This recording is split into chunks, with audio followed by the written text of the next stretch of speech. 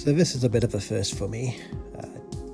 Don't often fly the DJI Avata in manual mode.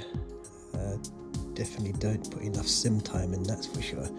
So here I am doing a bit of a Grey Arrows Drone Club challenge, an FPV challenge. It's an 8-ball challenge, so 3 consecutive figures of 8s.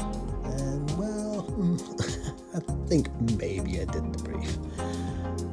Not as smooth as some of the guys, but yeah, this was really difficult. This took a good half hour or so to be able to get this. Hopefully I've done enough. We'll upload a video a little later on of all the crashes and the really weird attempts I made trying to do this. But yeah, there we go.